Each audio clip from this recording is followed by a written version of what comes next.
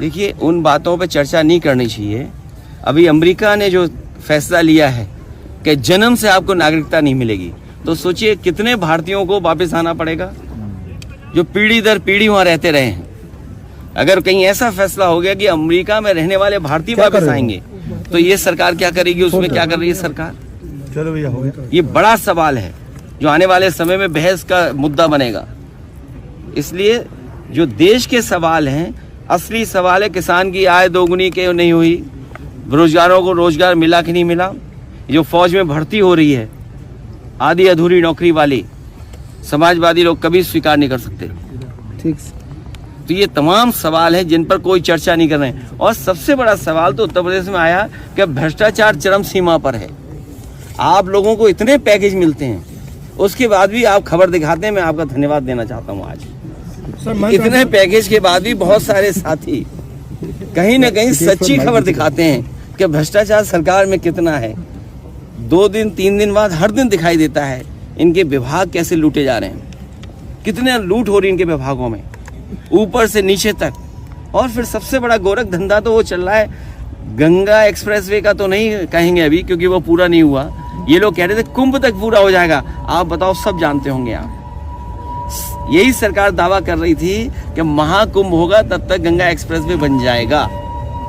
Purvanchal expressway में जो link जुड़ा है गोरखपुर, उससे बड़ा गोरख धंधा कहीं नहीं हुआ होगा जो वहां दिखाई दे रहा है। 22 में बनना था, आज से नहीं बन पाया। 7,000 करोड़ की योजना है। तो ये वो सवाल है जिसका जवाब भारतीय जनता पार्टी पे नहीं है। घर घर जल, उसमें कितनी उंगली उठी है, पूरे गांव खोद दिए गए। उन बातों को अभी स्पष्ट सरकार के लोग ही किसी न किसी दिन कहेंगे। जिस तरीके से अगर किसी से भ्रष्टाचार के सवाल पूछो तो वो श्लोक सुनाने लगते हैं।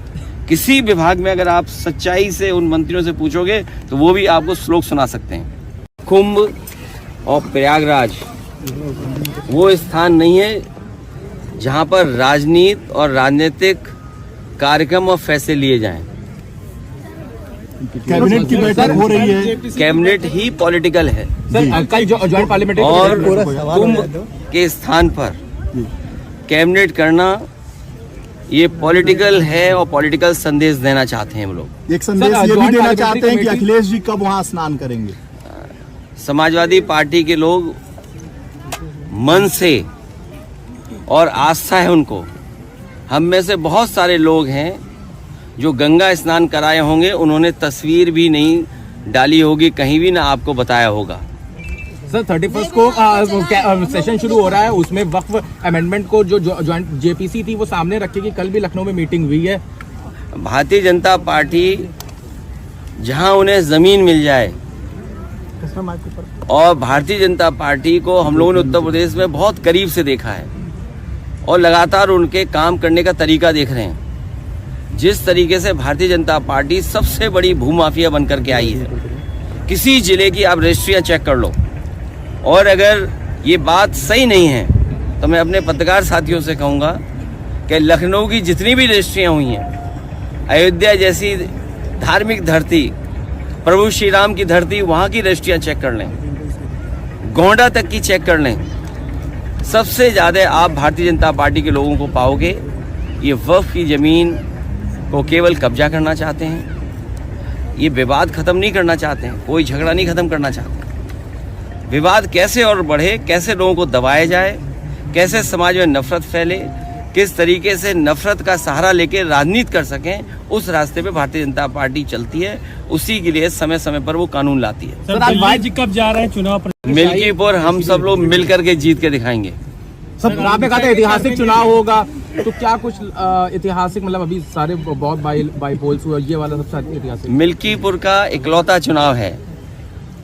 भारतीय जनता पार्टी ने अपनी पुलिस आगे कर दी है, एसओसीओ को निर्देश दे दिए हैं, डीएम एसपी पूरा इशारे पे लखनऊ के चल रहे हैं। वहाँ की आम जनता कह रही है, आम लोग, और आप भी जब गए होंगे, आपके सहयोगी गए होंगे, तो वो यही कह रही है जनता कि निष्पक्ष चुनाव होगा तो ऐतिहासिक जीत समाजवादी पार्टी की होने जा रही है। वो बचाना चाहते हैं बेईमानी से, जो उन्होंने बेईमानी बाई इलेक्शन में देखी। कहीं ये सोच सकते हैं कि लोकतंत्र में पुलिस को आगे करके वोट डलवा दें? ये बीजेपी के लोग और बीजेपी की सरकार पुलिस के इशारे पे काम करना चाहती है। हमें कहीं से डेटा मिला था और उस डेटे को मैंने ग्राफ में कन्वर्ट कर करके मैंने ट्वीट कर दिया, सोशल मीडिया पे डाल दिया। वहाँ के लोगों ने जवाब दिया, लेकिन उसके बाद जब दूसरा डेटा भी मैंने डाला, उसके बाद लगा कि वहाँ के अधिकारी पदाधिकारी और सरकार के लोगों को सांप सूंघ गया।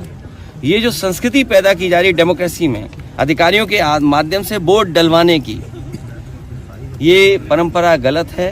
कल को दूसरी सरकार आएगी और अगर इसी रास्ते पे चलेगी तो मुझे लगता है कि बहुत सारे इनके नेता हैं वोट भी डालने नहीं जाएंगे। सर, केंद्र सरकार पे आरोप लग रहा है कि प्लेसेस ऑफ वर्शिप एक्ट पे वो जान के रिप्लाई फाइल नहीं करे सुप्रीम कोर्ट पे ताकि हियरिंग डिले हो सके। देखिए, प्लेसेस ऑफ वर्शिप एक्ट और जो हमारा संविधान हमें जो रास्ता दिखाता है, हमें सभी धर्मों के बराबर सम्मान करना है। पंथ निरपेक्ष, सोशलिस्ट, ये देश तभी है जब हम सब धर्मों का सम्मान करें, और यही हमारे संविधान की मंशा है कि हम सब धर्मों को सम्मान करें। लेकिन भारतीय जनता पार्टी कुछ न कुछ ऐसा काम समय समय पर करती है जिससे समाज में नफरत फैले, क्योंकि उन्हें बेरोजगारी पे चर्चा नहीं करनी, महंगाई पे चर्चा नहीं करनी, जो दुनिया में हमारे देश की बदनामी हो रही है उस पर चर्चा नहीं करनी, जो आर्थिक स्थिति आज है, आपका रुपया कहाँ पहुँच जा रहा है, बड़े पैमाने पे बेरोजगारी है, उस पर वो चर्चा नहीं करना चाहते हैं। और इन पर तो कोई ठोस बड़ा काम भी नहीं है जो दिखा सकें और जनता को बता सकें कि हाँ, ये उनकी सरकार में काम हुआ है जिसकी वजह से जीवन में बदलाव आया है लोगों के। दिल्ली चुनाव चरम पर है, आप कब जाएंगे, क्या होने वाला है? दिल्ली में हमारा समर्थन आपको है, इसका मतलब ये मत निकालिए कि हम कांग्रेस के विरोध में हैं। सर, बीजेपी लगातार इंडिया गठबंधन उसी के साथ खड़ा है जो भारतीय जनता पार्टी को हरा रहा है।